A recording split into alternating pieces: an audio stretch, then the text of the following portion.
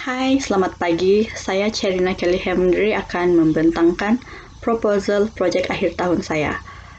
Saya membuat proyek akhir tahun di bawah penyeliaan Dr. Nazira Mustafa. Dan tajuk bagi proyek akhir tahun saya ialah Diversity dan Komposisi Mentadak di Taman Kinabalu Sabah. Sebagai pengenalan, mentadak merupakan serangga yang dikelaskan di dalam Kingdom Animalia, filum Arthropoda, kelas Insecta dan order Manthodia. Menurut Ehrman 2002, Manthodia merupakan order serangga pertengahan yang terbanyak, di mana telah direkodkan sebanyak 2.300 hingga 2.500 spesies di seluruh dunia. Menurut Fried 1999, mentadak juga dikenali sebagai praying mantis, yaitu mentadak berdoa, disebabkan oleh posisi kaki hadapan mereka yang berada dalam kedudukan yang terlipat dan kelihatan seolah-olah sedang berdoa.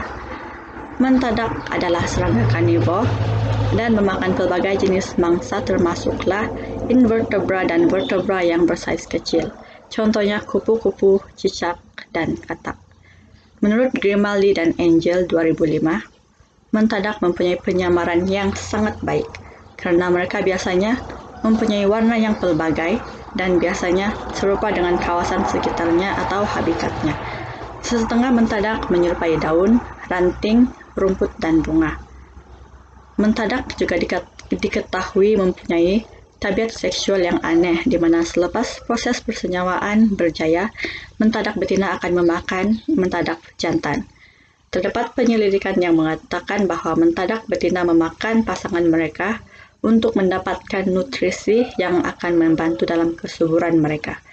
Menurut Hurd 1999, mentadak tersebar luas ke pelbagai kawasan dan habitat. Seterusnya, kita beralih kepada diversity mentadak. Mentadak adalah order serangga Manthodia yang terdiri daripada lebih dari 2.400 spesies, sekitar 430 genera dan 15 keluarga. Keluarga Mantidae adalah yang terbesar. Mentadak tersebar secara meluas di seluruh dunia, tetapi banyak didapati di kawasan tropika dan subtropika. Mentadak mempunyai kepala segitiga yang bersambung pada leher yang fleksibel dan mempunyai mata yang membonjol.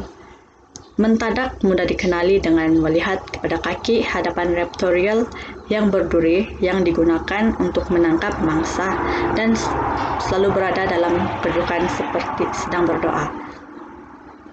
Sesetengah spesies mentadak mempunyai ciri-ciri fisikal yang serupa, walaupun tergolong dalam spesies yang berbeza, dan sesetengah mentadak daripada spesies yang berbeza mempunyai ciri fisikal yang sangat-sangat berbeza. Mentadak mempunyai thorax yang terbahagi kepada 3 bahagian, yaitu prothorax, mesothorax, dan metathorax. Prothorax merupakan bahagian yang paling utama daripada 3 bahagian thorax tersebut, di mana prothorax merupakan bahagian terletaknya sepasang kaki pertama, yaitu kaki raptorial hadapan mentadak. Mesothorax adalah bahagian tengah thorax dan merupakan bahagian di mana terletaknya pasangan kaki yang kedua dan sayap hadapan. Metathorax adalah posterior dari 3 bahagian thorax tersebut dan merupakan bahagian di mana terletaknya pasangan kaki yang ketiga dan pasangan sayap kedua mentadak. Mentadak mempunyai 2 mata kompaun yang besar untuk mengesan pergerakan dan mata oculi yang terletak di tengah kepalanya yang membolehkan mentadak mengesan cahaya. Status semasa mentadak di peringkat global adalah tidak terancam.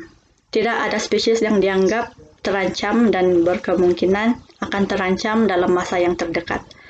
Berdasarkan maklumat yang diperoleh daripada Senarai Merah IUCN, terdapat spesies mentadak di beberapa buah negara yang berada dalam kategori data tidak mencukupi, kurang membimbangkan, terancam, dan sangat terancam, dan tren populasi semasa adalah tidak diketahui. Mentadak memainkan peranan penting untuk persekitaran dan ekosistem. Mentadak sangat penting dan bermanfaat bagi petani karena mereka memakan serangga perosak seperti kutu daun, belalang, nyamuk ulat, dan serangga berbadan lembut lain dalam fase awal kehidupan mereka. Dan apabila dewasa, mereka akan memakan serangga yang lebih besar seperti kumbang, belalang, cengkerik, dan serangga perosak lain.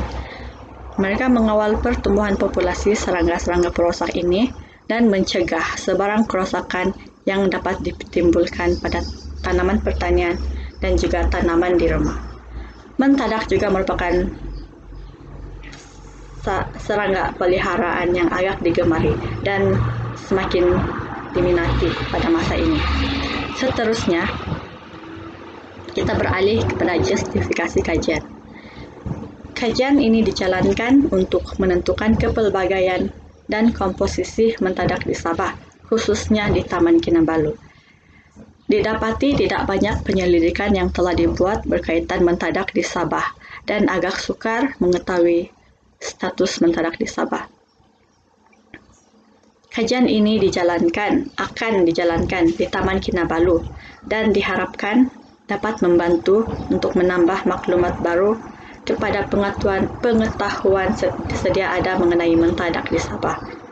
Kajian ini akan dapat membantu mengenal pasti pelbagai spesies mentadak di Taman Kinabalu dan membandingkan kepelbagaian spesies mentadak di Taman Kinabalu dan tempat-tempat lain. Maklumat atau data yang akan diperolehi dalam kajian ini akan sangat berguna sebagai rujukan untuk penyelidikan pada masa akan datang. Objektif bagi kajian ini ialah yang pertama, untuk menentukan kepelbagaian dan komposisi spesies mentadak di Taman Kinabalu, dan yang kedua untuk menyediakan senarai semak spesies mentadak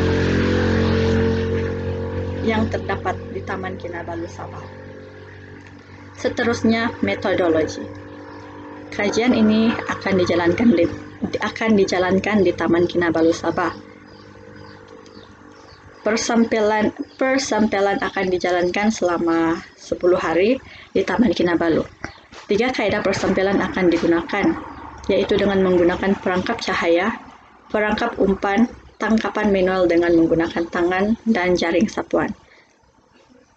Kaedah pertama ialah kaedah perangkap cahaya. Kaedah ini digunakan karena diketahui bahwa mentadak tertarik kepada cahaya, terutamanya pada waktu malam. Barang-barang seperti mentol, wayar, penjana, kain putih, dan batang pokok kayu akan digunakan untuk mendirikan perangkap cahaya. Kaedah kedua ialah kaedah perangkap berumpan. Kaedah ini digunakan untuk menarik kupu-kupu dan serangga lain. 3 buah perangkap berumpan akan digunakan dalam kajian ini. Umpan seperti buah-buahan dan belacan akan digunakan untuk menarik kupu-kupu dan serangga lain karena serangga biasanya tertarik dengan benda-benda yang mempunyai bau. Apabila rama, kupu-kupu, dan serangga lain memasuki perangkap, mentadak akan datang untuk menangkap serangga ini karena mentadak adalah serangga pemangsa. Kaedah yang ketiga ialah penangkapan secara manual dengan menggunakan tangan dan jaring sapuan.